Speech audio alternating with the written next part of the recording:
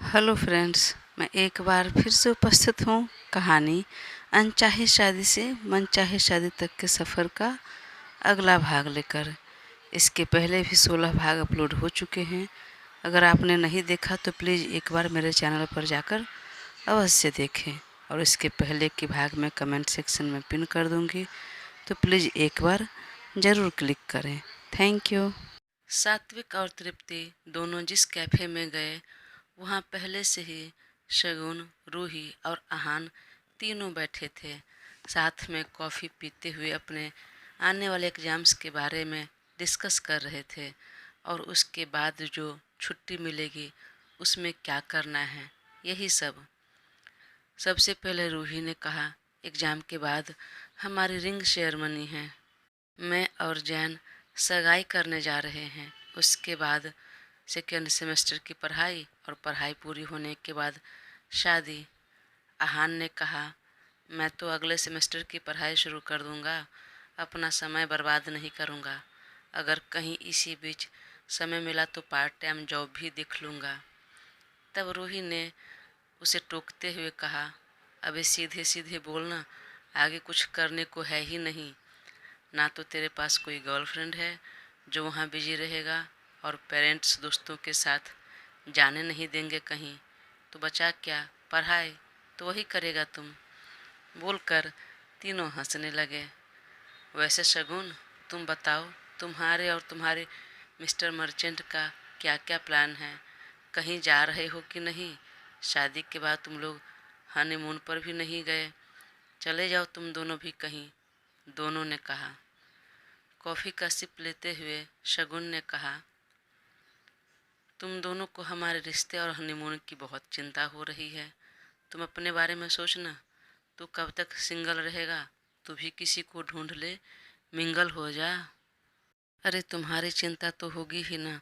एक तो तुम जैसी लड़की शादी के बंधन में बंध गई और ऊपर से जब शादी हुई है तो तुम दोनों अपने अपने लाइफ में व्यस्त हो, वह अपने काम में और तुम अपनी पढ़ाई में। देख, कहीं ऐसा न हो जाए कि तुम्हारी जगह कोई और ले ले, मिस्टर मर्चेंट के लाइफ में कोई और आ जाए। वो क्या होता है कि मीठे में अक्सर चींटियाँ ज़्यादा लगती है। आहान बस उसे चिढ़ा रहा था, मजाक के तौर पर कह रहा था। तब शगुन ने उसके पीठ पर एक मुक्का मार दिया और कहा, बहुत चिंता हो रही है तुम्हें, हमारी छोर, अपनी और अपने पढ़ाई की चिंता करो। बोलते हुए सामने सिर उठाया तो सात्विक आते दिखा। शगुन खुश हो गई और अभी रूही और आहान को बताने लगी कि देखो, तुम दोनों को चिंता हो रही थी और ये मुझे ढूंढते हुए यहाँ तक आ गए, कैफ़े में आ गए। कैसे पता लग गया उन्हें? ये बोलने ही वाली थी कि तभी उसके साथ एक और लड़की दिखी, तृप्ति, जो कि बेहद खूबसूरत थी और फॉरेनर जैसी दिख रही थी। वह दोनों एक साथ अंदर आ रहे थे। शगुन ने देखा तो चौंक गई, आंखें बड़ी हो गई। यह लड़की कौन है इसके साथ? और मन में कई सवाल आ गए। पर फिर मन को समझाया, हो सकता है कोई दोस्त हो या बिजनेस पार्टनर। लेकिन अगले ही पल उस लड़की ने सात्विक के बाहों में अपनी बाह डाल दी और सात्विक ने एक बार भी रोका नहीं, मना नहीं किया। यह देखकर शगुन का जी सन्न रह गया और तुरंत आंखों में आंसू भर आए, जिसे अपने बड़े बड़े पलकों को झपका कर बाहर आने से रोक लिया और तुरंत उस पर ब्लैक गॉगल्स लगा लिया। रूही ने कहा, अरे तूने अचानक चश्मा क्यों पहन लिया?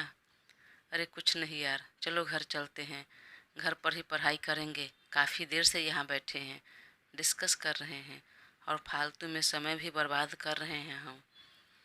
लेकिन अचानक क्यों? कुछ देर और बैठते हैं ना। अरे नहीं नहीं, मैं निकल रही हूँ, तुम दोनों को बैठना है तो बैठो। उसे लग रहा था कहीं दोनों ने सात्विक को उस लड़की के साथ देख लिया तो फिर हो सकता है ये सब मजाक बनाए मेरा। और वह उसी तरफ आ रहा था जिस तरफ ये तीनों बैठे थे। तब अचानक ही शगुन ने सिर दर्द का बहाना कर बोला, मैं जा रही हूँ, तुम दोनों को बैठना है तो बैठो, मेरा सिर बहुत दर्द हो रहा है। और वह निकल गई। तब पीछे से वो दोनों भी आ गए। रूही ने कहा, ये लड़की ना पक्का सिर दर्द का बहाना कर रही है। इसे कुछ नहीं हुआ, बस इसे अपने पति की याद आ गई, इसलिए घर भाग रही है। तब आहान हंसने लगा। अरे बेचारी की नई नई शादी है। और दोनों कैफ़े से निकलकर बाहर कार के पास आ गए। तब तक शगुन ड्राइविंग सीट पर आ चुकी थी। हे, तुम चलो पीछे आओ। ड्राइविंग और तुम? अरे हम लोग को अपनी जान बहुत प्यारी है भाई, हमें इतनी जल्दी ऊपर नहीं जाना। अरे हाँ शगुन, मेरे बारे में तो सोच, अभी मैं और जैन तो मिले ही हैं। अरे तुम दोनों मिल तो गए हो कम से कम, मेरी वाली तो अभी तक मिली भी नहीं, और इतनी जल्दी ऊपर? तौबा तौबा, मुझे नहीं जाना। अभी जूता निकाल कर मारूंगी दोनों को। चलो बैठो चुपचाप, इतना ड्राइविंग जानती हूँ मैं कि तुम दोनों को सही सलामत घर पहुँचा दो, तो चुपचाप बैठो। हैं, तू सच में ड्राइविंग करेगी? हाँ चलो बैठो। वह पीछे जानबूझकर नहीं बैठना चाह रही थी, ताकि उसका उतरा चेहरा, उदास चेहरा या उसकी आंखों में आंसू उसके दोस्त देख ना ले, इसलिए जानबूझकर ड्राइविंग सीट पर आकर बैठ गई और आंखों पर गॉगल्स चढ़ा लिया। अपने सामने कोई चारा ना देखकर वह दोनों को ही पीछे की सीट पर बैठ गए। तब वह कार की स्टीयरिंग थामी और धीरे धीरे कार ड्राइव करने लगी। पीछे वह दोनों भगवान का नाम ले रहे थे। शगुन कार ड्राइव कर रही थी और आंखों के सामने सात्विक उस लड़की का हाथ थामे नजर आ रहा था, और ना चाहते हुए भी उसकी आंखें भर रही थी। वाकई में शादी चाहे किसी भी परिस्थिति में क्यों न हो, एक दूसरे की मर्जी से नहीं हुई हो, पर यह एक ऐसा बंधन होता है जहाँ नहीं चाहने के बावजूद भी रिश्ते में जुड़ जाते हैं, भावनात्मक लगाव बढ़ जाता है और अपने पार्टनर को लेकर प्रोटेक्टिव हो जाते हैं। हमारे पर्सनल लाइफ में रिश्ता जैसा भी हो, कितना ही उतार चढ़ाव क्यों ना हो, लेकिन हम अपने पार्टनर को किसी और के साथ नहीं देख पाते। यही था इस दोनों के बीच भी। शगुन हर छोटी बात पर सात्विक को धमकी देती थी कि मैं नहीं रहूँगी इस कॉन्ट्रैक्ट वाली शादी में, इस अनचाहे शादी में, मैं चली जाऊँगी तुम्हें छोड़कर। कभी ज़्यादा सीरियस नहीं होती थी अपने रिश्तों को लेकर, लेकिन फिर भी आज जब उसे किसी और लड़की के साथ देख लिया तो बहुत बुरा लग रहा था। आंखों में आंसू आने के साथ वह अंदर से भी बहुत रो रही थी। तभी उसका मोबाइल बजने लगा तो उसने जानबूझकर रिसीव नहीं किया और सबसे पहले आहान को, फिर रूही को घर छोड़ दिया और तब वह अपने घर चली गई। इधर सात्विक भी तृप्ति के साथ कैफ़े में बैठ गए और कॉफ़ी ऑर्डर कर वे दोनों बिजनेस को लेकर एक बार फिर डिस्कस करने लगे। आगे मीटिंग किसके साथ होनी है, बिजनेस की डील कैसे करनी है, यही सब। और तृप्ति सब गौर से सुन रही थी और जो जो वह बोल रहा था वह अपने बैग से बुक पेन निकाल कर नोट डाउन करने लगी। सात्विक इतना ज़्यादा नोटिस नहीं किया, उसे लगा वह अपना काम आसान करने के लिए ऐसा कर रही है। उस पर फोकस करने के लिए उसे अच्छा भी लगा और तृप्ति की तरफ देखते हुए कहा, देखो, जितना तुम हार्ड वर्क कर रही हो, मेहनत कर रही हो, अच्छा लग रहा है, मुझे बहुत खुशी हो रही है। अगर इसी तरह काम करती रही तो एनुअल इवेंट में नई बेस्ट एम्प्लॉय का अवार्ड तुम्हारे नाम ही होने वाला है। वह हौले से हंसी और मन में बोली, बस बेस्ट एम्प्लॉय का नहीं, तुम पूरा के पूरा मेरे नाम होने जा रहे हो। क्या हुआ, क्या सोचकर मुस्कुरा रही हो? नहीं, कुछ नहीं, मुझे बस बेस्ट एम्प्लॉय का नहीं और भी कुछ अचीव करना है, बहुत आगे जाना है। इसी तरह फोकस करती रही तो अवश्य जाओगी और वाकई में तुम्हारे पापा को प्राउड होगा कि बिना डिग्री लिए भी तुम बिजनेस अच्छे से संभाल सकती हो और उनकी कंपनी के एमडी के पोस्ट को भी। अरे अरे सर, आपने तो बहुत तारीफ़ कर दी मेरी, इतनी भी मैं काबिल नहीं हुई हूँ अभी। नहीं हुई हो पर हो जाओगी, और इस जर्नी में मैं तुम्हारे साथ हूँ। जिस भरोसे से तुम आई हो यहाँ और तुम्हारे पापा ने भेजा है, तो मैं उनका भरोसा टूटने नहीं दूंगा। उनकी बेटी को एक अच्छा बिजनेस वूमन बना कर रहूँगा। इसी तरह मेहनत से काम करती रहो, फ्यूचर बहुत ब्राइट है तुम्हारा। और हाँ, बस ऑफिस में और वर्किंग आवर में हम बॉस और एम्प्लॉय हैं, बाकी हम फ्रेंड की तरह रह सकते हैं। तुम मुझे नाम लेकर भी बुला सकती हो, आपकी जगह तुम भी कह सकती हो, मुझे कोई प्रॉब्लम नहीं। तृप्ति की खुशी का ठिकाना नहीं रहा। थैंक यू सात्विक। और फिर दोनों वहाँ से बात करते हुए बाहर निकले और एक ही कार में बैठकर घर आ गए। सात्विक ने उसे उसके घर के पास छोड़ दिया और वह घर के लिए निकल गया। इधर शगुन जब घर पहुंची तो कार को पार्किंग में लगाया और अपना बैग और कार की चाबी लिए तेजी से घर के अंदर चली और बिना इधर उधर देखे गुस्से में सीधे अपने कमरे की तरफ जाने लगी। तभी वरुण जी ने आवाज़ लगाई, शगुन बेटा यहाँ आना। उसने तुरंत पलट कर देखा और चौंक कर कहा, पापा आप घर जल्दी आ गए आज ऑफिस से, बोलते हुए भाग कर आई। तभी अपने कमरे से सोनी जी ट्रॉली बैग लिए बाहर निकली तो वह चौंक गई। मॉम डैड आप दोनों कहीं जा रहे हैं? हाँ बेटा, मुझे ऑफिस के काम से कुछ दिनों के लिए आउट ऑफ इंडिया जाना है। तुम्हारे मॉम भी जा रही है मेरे साथ। पर अचानक? हाँ बेटा, अचानक कुछ काम आ गया इसलिए जाना पड़ रहा है। दादी और दादू यहाँ हैं, तुम अच्छे से रहना और पढ़ाई पर ध्यान देना बेटा। वहाँ से आकर एक जिम्मेदारी सौंपने वाला हूँ मैं तुम्हें, मैंने कहा था न पहले भी। परंतु डैड कौन सी जिम्मेदारी, यह तो बताइए। उन्होंने शगुन के सिर पर हाथ फेरते हुए कहा, यह तो मैं आकर बताऊंगा बेटा, बस तब तक तुम पढ़ाई पर ध्यान दो, पेपर अच्छे से दो, आकर बात करते हैं। और आप जा रहे हैं यह बात सात्विक को पता है? हाँ पता है, मैंने उसे सब बता दिया है, फ़ोन पर बात हुई है मेरी। चलो आओ मुझे बाहर तक छोड़ दो। तब शगुन दोनों के साथ बाहर तक आ गई। बाहर कार लगी थी, ड्राइवर ने उनका लगेज कार में रखा और ड्राइविंग सीट पर आ गए। तब शगुन ने दोनों का पैर छूने के लिए झुकी तो यह दोनों ने ही कहा, अरे तू मेरी बेटी है और बेटियां पैर नहीं छूती, आओ गले से लग जाओ। और गले लगाकर उसके माथे को चूमते हुए कहा, अच्छे से रहना, हम जल्दी आने की कोशिश करेंगे। और अगर यहाँ मन नहीं लगे तो मम्मी के घर चली जाना। अरे मन क्यों नहीं लगेगा, हम हैं ना, हम अपने बच्चों का ध्यान रखेंगे, दादी ने कहा। हाँ मॉम डैड आप परेशान मत हो, अच्छे से जाइए, हैप्पी जर्नी, शगुन ने मुस्कुराते हुए कहा तो सोनी जी ने फिर से उसका गाल प्यार से थपथपा दिया और कार में जाकर दोनों बैठ गए और अगले ही पल कार स्टार्ट हो गई। तो फिर दादी और शगुन अंदर आ गए। तब दादी ने कहा, बेटा मैं अपने कमरे में जा रही हूँ, अगर तुम्हें कुछ खाना है तो रेनू को कहो कि तुम्हारे लिए खाना परोस देगी या जो भी खाना है बना देगी, उसे बता दो। नहीं दादी, मुझे कुछ नहीं खाना है, मैं भी अपने कमरे में जा रही हूँ पढ़ाई करने। ठीक है बेटा जाओ।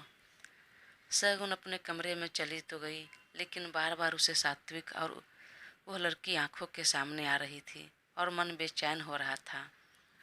लेकिन लेकिन अगले ही पल सर झटकते हुए कहा, नहीं शगुन, तुम इतनी कमज़ोर लड़की नहीं हो कि ऐसी छोटी मोटी बातों से इतना बेचैन हो जाओ, कमज़ोर हो जाओ। वो उसकी लाइफ है, कुछ भी करे, यह मत भूलो कि यह रिश्ता बस कुछ महीनों का ही है। अरे कुछ महीनों का ही है तो क्या, वह चीट तो नहीं कर सकता।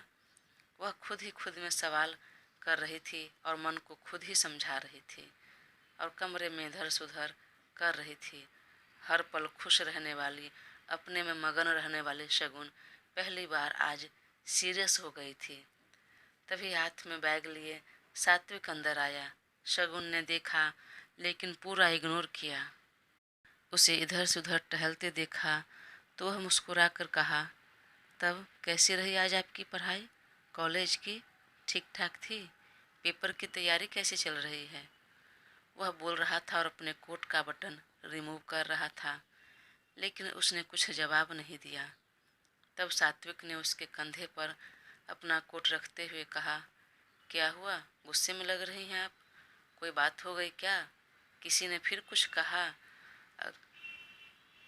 अगर ऐसा है तो मैं एक दिन चलता हूँ कॉलेज में, खबर लेता हूँ कौन मेरी बीवी को परेशान कर रहा है। उसकी कोई ज़रूरत नहीं है, अगर कुछ होगा तो मैं अकेली काफ़ी हूँ। तब सात्विक ने उसके पीछे से बाहों में भर लिया और कंधे पर अपना ठोरी रखते हुए कहा, वह तो जानता हूँ मैं। वैसे आज तो मम्मी पापा चले गए बाहर। हाँ तो बाहर डिनर के लिए चले, फिर उसके बाद लॉन्ग ड्राइव पर। नहीं, बिल्कुल नहीं। अरे चलो ना, आज पक्का जाएंगे। मुझे तुम्हारे साथ थोड़ा वक्त बिताना है। उसने उसका हाथ हटाते हुए कहा, देखो अगर तुम्हें जाना है तो जाओ। हाँ पर मैं नहीं जा रही, मुझे पढ़ाई करनी है और मैं स्टडी रूम में जा रही हूँ, तो बेवजह मुझे परेशान करने मत आना। और चली गई तो सात्विक भी ज़्यादा कुछ बोला नहीं और वह भी फ्रेश होकर लैपटॉप लेकर वापस काम में लग गया, क्योंकि पापा के बाहर जाने के बाद जिम्मेदारियां बढ़ गई थी। डाइनिंग टेबल पर भी ज़्यादा कुछ बात नहीं हुई और खाकर वापस शगुन स्टडी रूम में चली गई और सात्विक बेड पर। लेकिन जाते जाते उसने कहा कि सुबह मुझे जल्दी निकलना है कल से। हाँ हाँ, क्यों नहीं, आखिर उस लड़की को समय जो देना है, मन में बोलकर वो वापस पढ़ाई में लग गई। तो सात्विक ने फिर कहा, अगर तुम्हें कुछ बनाने आता है तो मेरे लिए सुबह में नाश्ता बना देना कॉलेज जाने से पहले और जल्दी जगा देना। परंतु शगुन ने कुछ जवाब नहीं दिया। क्या हो गया इस लड़की को, अभी कुछ ज़्यादा ही सीरियस लग रही है। हाँ शायद एग्जाम है इसलिए। अच्छा है, पढ़ाई पर ध्यान दे रही है, बोलकर वह बेड पर चला गया और कुछ देर बाद नींद के आगोश में भी। वहीं देर रात तक पढ़ाई करने के बाद शगुन भी आई और बेड के एक कोने पर अपना तकिया और कंबल लेकर लेट गई। उसने एक बार पलट कर सात्विक की तरफ देखा, जो कि गहरी नींद में सो रहा था। वह कुछ पल तक देखती रही, फिर करवटें बदलकर सो गई। अभी कुछ ही देर हुआ था कि सात्विक के मोबाइल पर कॉल आया। वह गहरी नींद में था तो कुछ देर तक सुना नहीं, फिर हड़बड़ा कर उठकर कॉल देखा तो तृप्ति कॉल कर रही थी। क्या हुआ, इतनी रात गए कॉल क्यों कर रही है, मन में बोलते हुए तुरंत कॉल रिसीव किया तो उधर से एक बुजुर्ग महिला की आवाज़ आई। हेलो बेटा, आप सात्विक बोल रहे हैं? जी हाँ, मैं सात्विक बोल रहा हूँ, पर आप कौन? यह तो तृप्ति का नंबर है। तो फिर आपके पास कैसे? तृप्ति कहाँ है? उसके मन में थोड़ी आशंका हो गई थी। हेलो बेटा, मैं उसकी नानी बोल रही हूँ। वो तृप्ति बाथरूम में गिर गई है और उसके सिर में बहुत चोट आई है। क्या उसे चोट लग गई? पर कैसे कैसे गिर गई? बाथरूम में उसका पैर फिसल गया। बेटा घर में मैं अकेली हूँ, डॉक्टर को मैंने बुलाया तो है, पर उसने आपका नाम लिया, आपको बुला रही है, आप आ सकते हैं क्या? उसने घड़ी पर नज़र डाली तो रात के 2 बजने को आ गए थे। वह कुछ सोचकर जब तक जवाब देता, उसने फिर कहा, बेटा आप आ जाएंगे तो उसे भी अच्छा लगेगा, वो भी डर गई है। तो सात्विक इनकार नहीं कर पाया। वैसे भी यहाँ पर वह ज़्यादा लोग को नहीं जानती थी और नानी के साथ अकेली रहती थी, तो उसे जाना ठीक लगा और तुरंत कहा, ठीक है दादी, आप परेशान मत होइए, मैं आ रहा हूँ। और तुरंत ड्रेसिंग टेबल से कार की चाबी उठाई और निकलने लगा। तभी शगुन पर नज़र पड़ी, जो गहरी नींद में सो रही थी। जी में आया कि एक बार उठाकर उसे बता देता हूँ। फिर सोचा कि देर रात पढ़ाई कर रही थी और अभी उठाया तो नींद खराब हो जाएगी। मैं तो आ ही जाऊँगा कुछ देर में, तो सुबह बता दूँगा इसे। और वह कमरे से निकल गया और कुछ देर में तृप्ति के घर पहुंचा तो देखा वाकई उसके सिर पर पट्टी बंधी थी और वह बेड पर लेटी हुई थी। क्या हुआ तृप्ति, कैसे चोट लगी, कैसे चोट लगा लिया तुमने? वह बेड पर आने से पहले वॉशरूम में गई थी। निकलने लगी तो पता नहीं अचानक कैसे पैर फिसल गया और वॉश बेसिन के नल पर जोर से सिर लग गया। डॉक्टर ने दवाई तो दी है, मैंने खा ली है।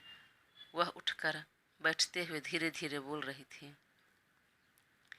ठीक है, आराम मिल जाएगा तुम्हें।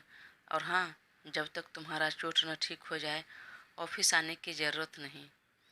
उसने धीरे से मुस्कुराते हुए कहा, थैंक यू आने के लिए, मेरी फ़िक्र करने के लिए, और सॉरी मैंने तुम्हें इतनी देर रात गए डिस्टर्ब किया। अरे कोई नहीं, आखिर दोस्त क्यों होते हैं, अपने क्यों होते हैं, इसी समय के लिए ना। मैं जानता हूँ, डॉक्टर ने दवाई दे दी है और आराम भी मिल जाएगा, लेकिन जब हम अपनों के बीच रहते हैं तो दर्द और कम हो जाता है, या दर्द के सहने की क्षमता बढ़ जाती है। तो कोई बात नहीं, तुम आराम करो, मैं कुछ देर तक यहीं रुक रहा हूँ। इधर शगुन की आँख खुली। रात में तो सात्विक बेड पर नहीं था। उसे एक बार लगा कि वह बाहर तो नहीं चला गया कहीं। फिर सोचा हो सकता है शायद वॉशरूम में हो, लेकिन जब वह वॉशरूम में भी नहीं था, बाहर बालकनी में भी नहीं था, तब उसका शक गहरा हो गया कि हो न हो कहीं शायद ये इस लड़की से मिलने तो नहीं गया है। सोचकर मन बेहद दुखी हो गया, लेकिन खुद को सामान्य किया और पानी पीकर एक बार फिर ब्लैंकेट ओढ़कर सो गई। कुछ देर बाद जब तृप्ति को नींद आ गई, सात्विक वापस अपने घर आया और कमरे में आकर बेड पर लेटा तो शगुन अब भी गहरी नींद में सो रही थी। वह उसके और करीब हुआ और बाहों में भरकर सो गया। अगली सुबह जब शगुन की आँख खुली तो खुद को सात्विक के बाहों में पाया। एक पल के लिए तो अच्छा लगा, लेकिन फिर उस लड़की की याद आते ही तुरंत उसके बाहों से दूर हुई और उठकर खड़ी हो गई और फ्रेश होने के लिए बाथरूम में जाने लगी। तभी उसे याद आया कि उसने कहा था मुझे भी उठा देना, जल्दी निकलना है। वह मन ही मन बोली, मुझ पर बस हुक्म चलाते हो और प्यार किसी और से जताते हो। अभी बताती हूँ, अभी उठाती हूँ मैं तुम्हें अपने तरीके से, अपना स्पेशल वाले प्यार से। फिर बाथरूम में गई और एक बकेट ठंडा पानी लाकर सीधा उसके ऊपर डाल दिया।